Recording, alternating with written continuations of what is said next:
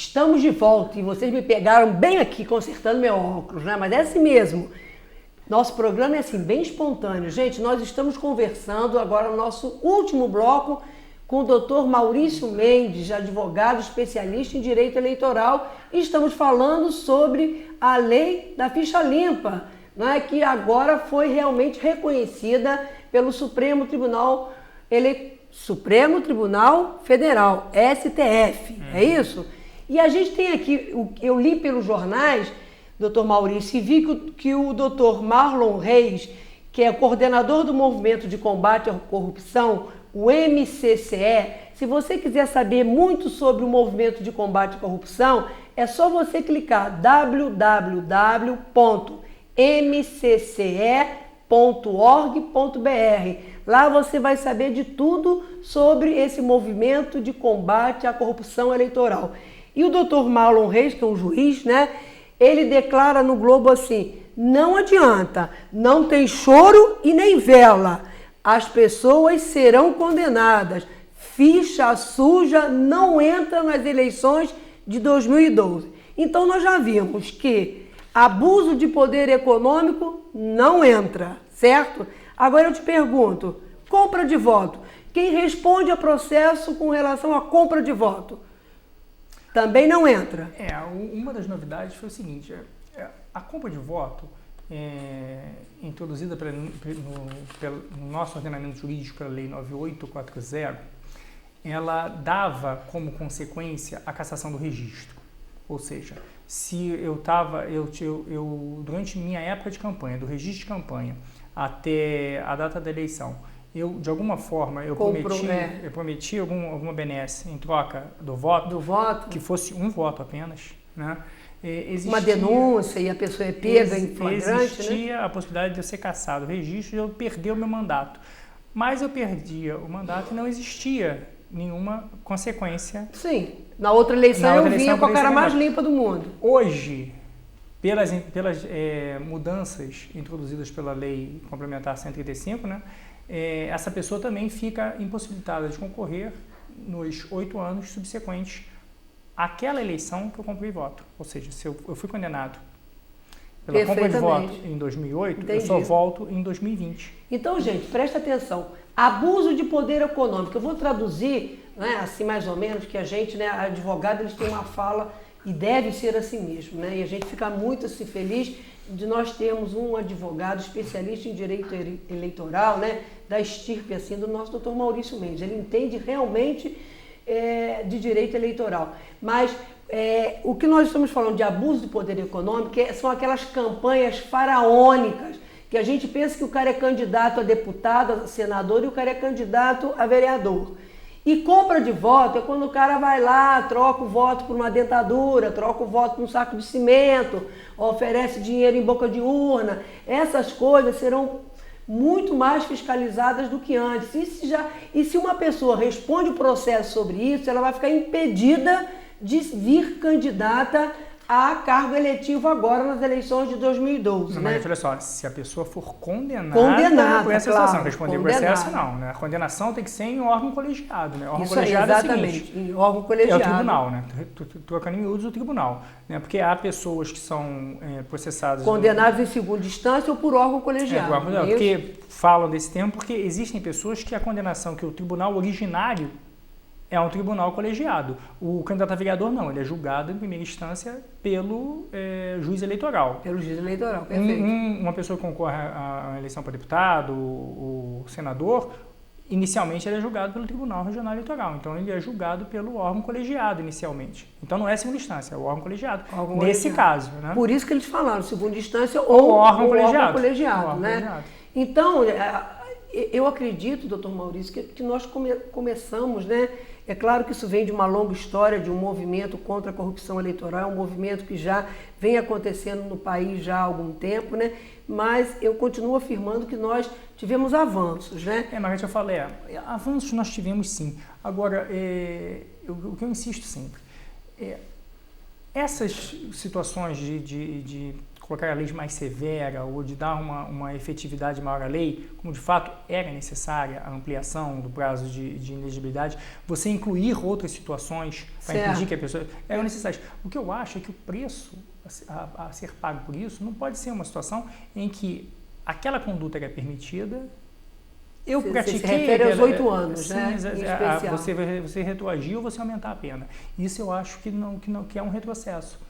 Sabe, eu acho que nós queremos probidade, nós queremos moralidade, mas nós queremos também uma certa segurança jurídica, que é um bem também que pertence à sociedade, não pertence só àquela pessoa. Doutor Maurício, o ideal é que nós não tivéssemos a necessidade de ter uma lei da ficha limpa, né? Que houvesse uma consciência coletiva. Entre o ideal e o possível é uma distância. Não né? é? O que nós queremos, que nós não podemos é transferir para o legislador, para o julgador, uma responsabilidade que deve ser também da população. A população deve, eu acho fundamental que a população, ao escolher seu candidato, ao votar, a população pense, faça o exercício mental.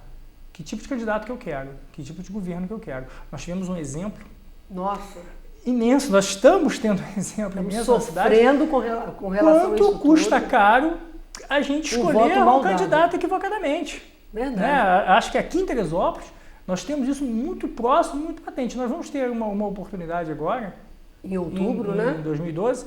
Né? Não quero fazer apologia a votar em A, B, C ou D. Eu quero tão somente que a pessoa, quando for votar, for escolher o candidato, a pessoa pense o que eu quero e vote de acordo com isso. Se ele quer um candidato que vai dar um saco de cimento para ele e depois vai esquecer ele, que faça isso. Né? Mas saiba exatamente o quanto isso custa. O preço disso, né? Estamos pagando todos nós. Com certeza, estamos pagando em um preço muito alto com relação a um voto mal dado na urna. Quer dizer, é como diz Faustão, né? Faustão fala uns negócios que não vale a pena a gente repetir, mas tem um negócio que ele fala que urna não é pinico, né? Nossa, feio, né? Eu prefiro um termo que foi batido, que o voto não tem preço, ele tem consequência. É verdade. Né? Nem sei de quem é essa frase, mas acho essa frase é uma frase séria. E muitas consequências, nós estamos sofrendo essas consequências no nosso dia a dia, na nossa cidade, a todo momento, né? A consequência de votos mal dados, né? Eu acho, Margarete, que a gente tem tanta ferramenta de informação à disposição do eleitor, eu falei do papai Google aqui o tempo todo, né? Tantas ferramentas onde você pode investigar a vida daquele cidadão, né? E são ferramentas muito próximas de nós, né? Bom, mas falando de ferramentas, a novidade que nós vamos ter agora também, além da lei da ficha limpa, agora a novidade com relação àquele que teve as suas contas de campanha rejeitadas, também vai ficar impedido de ser candidato em 2012. Isso também já está... Isso é não entra na lei de ficha limpa, né? Isso é uma coisa porque existem possibilidades de inelegibilidade, existem condições de elegibilidade, falando do ponto de vista técnico aqui.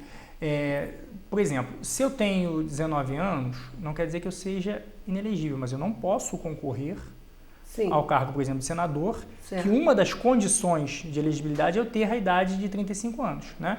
E uma condição de elegibilidade é você ter a quitação eleitoral, ou seja, um documento que o TRE te dá, que você está quite com a Justiça Eleitoral. Por exemplo, se eu não votei na eleição passada, eu não posso concorrer porque eu não estou quite com a Justiça Eleitoral. Perfeito. Se eu não paguei uma multa eleitoral, eu não tenho a quitação eleitoral. E entre esses elementos de quitação eleitoral, hoje, pela resolução editada pelo TSE semana passada, está a necessidade de já é o TSE, Tribunal Superior Eleitoral, que o Tribunal Superior Eleitoral edita resoluções normatizando cada eleição. Então, estabeleceu que para ter quitação eleitoral, eu vou ter que ter as minhas contas aprovadas. Isso precisa de um histórico também. Antes da lei 11.300, se você tivesse a sua conta rejeitada, não existia sanção nenhuma. você rejeitava-se as contas. Ou seja, as contas são rejeitadas pelo Tribunal de Contas do Estado. Não. São contas distintas. Uma coisa é a conta do administrador enquanto ele exerce o cargo de outras coisas do candidato. Você não é qualquer tipo de recurso que você pode usar. Todo candidato tem que abrir uma conta. Sim, você tem que prestar contas à Justiça Eleitoral de como você arrecadou e como você gastou. Você não pode, por exemplo, receber dinheiro de entidade internacional. Perfeito. Né? Existem situações então, conta fora. Se essa sua conta do candidato não foi aprovada, exatamente. Se você não arrecadou e não gastou os recursos de acordo com a legislação eleitoral preconiza, você pode ter a conta rejeitada. Né? Se você tivesse a conta rejeitada antes da Lei 11.300, não existia problema nenhum. Existia o seguinte, aquela informação era enviada ao Ministério Público Eleitoral, que poderia processar você por abuso do poder econômico. Eu lembro disso. Existia essa situação. Quando aconteceu o escândalo do Marcos Valério, do Mensalão, essas coisas todas, correram para aprovar essa Lei 11.300. A Lei 11.300 foi justamente o inverso. Né? Se você tivesse as contas rejeitadas, você teria, a sanção seria você não ter a quitação eleitoral pelo prazo do mandato para o qual você concorreu. Normalmente 4 anos, mas se você concorreu ao cargo de senador, 8 anos. Né? Foi aquela situação, muita gente não tinha a conta rejeitada, ficou aquele coisa, qual vai ser a aplicação, qual não vai ser a aplicação, decidiu-se que não se aplicava para a eleição de 2008. Não foi aplicado. Entre 2008 e 2010, que 2010 seria aplicada, editou-se uma nova lei, 12.034, de 2009, que disse o seguinte, não vai ser a rejeição que não vai dar a quitação eleitoral. O conceito de quitação eleitoral vai abranger só vai punir tão somente quem não prestou contas. Criou novas situações. Antigamente, existem pessoas que não prestam contas, né? Que não prestam contas. Então, não receberia quitação eleitoral quem não prestou contas. Só quem não prestou contas. A lei está em vigor é essa. No entanto, foi baixada uma resolução dizendo... Esses dias, né? Agora, semana passada. Semana passada, porque eu vou... Esse programa vai ao ar dia 6 de março de 2012, né? Certo. Nós estamos 6 de março de 2012, então foi na semana anterior. Não sei se foi repetido. Para localizar, para localizar quem tá assistindo. Certo. Então, semana passada o TSE baixou uma resolução com relação à captação de recursos, né? Dizendo que quem teve as contas rejeitadas não vai ter quitação eleitoral, logo não vai poder se candidatar. Agora, a questão que eu falo da aplicabilidade, só que não deixa claro, especificamente, 2012, né? Se foram as contas rejeitadas em 2010 ou se as contas rejeitadas em 2008. Porque aqui em Teresópolis nós temos uma série de partidos com problemas de aprovação de contas. Né? Que nesse sentido, o Dr. Márcio Omo foi muito rigoroso, o Dr. Renato Aguarini, eles foram muito rigorosos com relação à prestação de contas. Se o partido também tiver suas contas rejeitadas, prejudica o candidato? Não, a sanção para as contas rejeitadas do partido, o partido tem que anualmente prestar contas. Né? O partido que não presta contas de forma regular, a sanção para o partido é o não recebimento do fundo partidário. Do fundo partidário. Bom, então, a lei não é clara se ela vai retroagir a 2010 ou se vai retroagir até 2008. A 2008, na verdade, sabemos, isso é a questão da aplicabilidade. Com relação a 2010, com certeza. Com relação a 2008, a gente não sabe. Porque cria uma situação. Se a situação de você ressuscitar a pena, né? Em 2008 ela teve a conta rejeitada, mas pela legislação que ocorreu em 2010, sim. Poderia, porque em 2010 só não teve quitação eleitoral quem não prestou contas. Então eu concorro em 2010, vamos supor que eu me elejo deputado em 2010, porque a eleição foi para deputado, senador, e eu quero concorrer a prefeito de uma capital, por exemplo. Eu quero abdicar do meu mandato de deputado para concorrer. Então eu tive minha conta rejeitada em 2008, mas eu pude concorrer em 2010, agora vamos ressuscitar uma penalidade posterior a uma eleição, depois do tribunal me ter considerado apto para a eleição de 2010, em 2012 eu não estou mais, e eu estou exercendo um mandato sem ter a minha quitação eleitoral, porque hoje diz que quem não teve a conta aprovada não tem quitação eleitoral. É uma situação que às vezes o pessoal que está em casa fala, ele não veio aqui para responder de forma contundente. Eu tenho meu entendimento. Agora, a resposta contundente, a resposta definitiva, quem vai ter vai ser o juiz, o Tribunal Regional Eleitoral do Rio de Janeiro, o Tribunal Superior Eleitoral em Brasília, ou até mesmo o Supremo Tribunal Federal. E essas situações, o que eu falo, Margarete, você vê só, o Supremo Tribunal Federal, que é a instância máxima, decidiu que a lei é constitucional por 7-4. 7-4. Será que todos os outros 4 ministros que votaram de forma contrária a ela não entendem nada de direito? Eles têm a posição deles, né? Que são posições defensáveis, são posições bem fundamentadas, mas que não foram vencedoras neste dado momento. Pode ser que daqui a pouco haja uma composição nova do Supremo Tribunal Federal e essa situação se reverta. Pode mudar também, O que eu digo sempre, que eu quero dizer, que a gente, pelo menos a gente que trabalha com direito, tem que ser muito comedido na relação de falar, principalmente sobre direito eleitoral, porque envolve um tema que é política, um tema que é muito apaixonante. E você que foi vereadora, você que conviveu nisso, você que milita na política, sabe que política é paixão. E é dinâmica, né? As coisas mudam. Direito não é paixão, direito é técnica. Se você for seu advogado, for se envolver com a situação apaixonadamente, vai haver um problema. Por isso que não é recomendável que a própria pessoa se defenda. Né? Porque a pessoa está envolvida emocionalmente com aquela situação. É verdade. O direito é técnica e a técnica do direito a gente tem que respeitar determinados princípios. Por isso que eu defendo a não retroatividade de uma lei que vai sancionar uma conduta que não era sancionada. Defendo isso com argumentos técnicos. Não defendo isso com aquele argumento apaixonado que tem que dizer tem que caçar mesmo, tem que tirar quem é ficha suja, porque abrir um precedente nesse sentido é você fragilizar uma conquista consolidada, que é justamente essa, a não retroatividade da lei, para punir alguém. Eu vejo, às vezes, as pessoas condenarem o direito de defesa de réu confesso. E você acha que nessa retroatividade, podem acontecer muitas injustiças? Pode acontecer injustiça e pode acontecer você passar a punir condutas que não eram condutas, abrindo, por exemplo, precedentes em outras áreas, né, no direito tributário ou outras coisas. Por exemplo, no direito penal, o direito de defesa é um direito absoluto que não pertence à pessoa, pertence à sociedade. Então tem gente que fala, mas se ele é réu confesso, por que ele vai ter direito de defesa? Porque aquele direito não é dele. Né? Então imagina, a gente tem uma tradição da polícia ser violenta. Se aquela confissão foi conseguida a partir de espancamento ou a partir de uma série de outras coisas, se ele confessa para encobrir um filho que na verdade o filho é o criminoso, então o pai assume a culpa no lugar do filho, o direito de investigação é o direito da sociedade, da mesma forma que a garantia de retroatividade da lei é uma garantia da sociedade, não é uma garantia tão somente do candidato que naquele momento praticou uma conduta que não era punida dessa forma, que posteriormente passou a ser punida. Agora, deixa eu só te interromper pela última vez, é um entendimento meu que vou na linha do Adriano Soares da Costa. O juiz Marlon, que é uma pessoa respeitada, tem uma pessoa correta, uma pessoa honesta, uma pessoa que tem conhecimento jurídico em direito eleitoral, pensa de uma forma distinta. Vamos ver, vamos aguardar, para ver de que forma o TSE vai se posicionar. E eu tinha dito a vocês que a gente ia falar exatamente, né, alguns nomes, né, que nós temos aqui, né, de alguns candidatos estaduais, deputados estaduais que já estão no site, né, www.mcce.org.br, que você pode acessar e lá você encontra senadores, deputados federais, deputados estaduais. E eu tinha dito a vocês, são a vocês que eu ia falar esses 27 candidatos e vai aqui os nomes, né?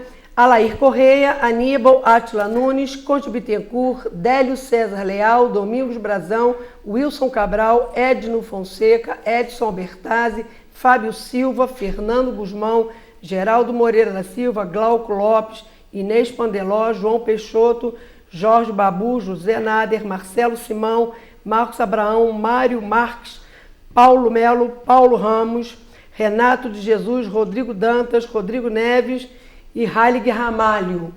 Bom, muito bom saber que nessa relação não aparece o nosso deputado de Teresópolis, graças a Deus, né? Isso é muito bom e a gente fica muito feliz por isso. E essa é a informação que nós temos do site Movimentos contra a Corrupção Eleitoral de Teresópolis, né?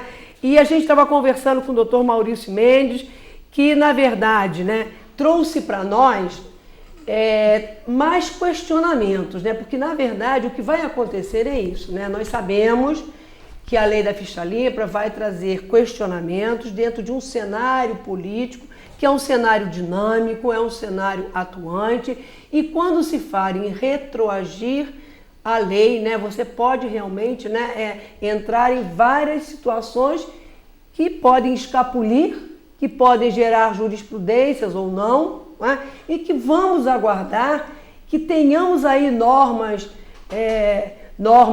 que possam instruir, que possam avaliar de maneira assim, mais clara, né, o desenrolar da política municipal de todos os 5.000 e tantos municípios. Mas eu considero uma vitória bastante grande da sociedade brasileira essa lei da ficha limpa, e nós, sociedade, temos que fazer valer cada inciso, cada parágrafo, cada linha da lei da ficha limpa. Parece só isso ser trazido à discussão já é um avanço. Já é um avanço, né? Já é um grande avanço. Trazer o xistão nessa incidência. E falar a população tem a oportunidade de avaliar. E falar em grande avanço, que o diretor já está sinalizando, já está quase cortando meu pescoço, né? De que eu estou passando da hora. Para falar em avanço, eu vou te fazer uma pergunta aqui, você vai ficar atento aí para a resposta do doutor Maurício. Maurício, por que a loura atende o telefone deitada? Aí para você também, Carlos, por que a loura atende o telefone deitada? É sempre a ligação não cair. É para isso aí, tá vendo? É pra para a ligação não cair. Então, olha, eu vou atender meu telefone deitadinha, porque senão a ligação cai. Ó, um beijo no teu coração, bem grandão. Margarete Rose, você vai saindo devagarzinho, dizendo pra você que eu tava morrendo de saudade de todos os teresopolitanos, pessoal de Guapi, um beijo grande. A todos os aniversariantes do mês de março, a todos os meus amigos, da minha querida Teresópolis. E pra mulherada, aí, ó, 8 de março, Dia Internacional da Mulher, um beijo especial a todas as mulheres da nossa amada Teresópolis. E eu volto, hein? Semana que vem eu tô com vocês. Um abraço e um beijo.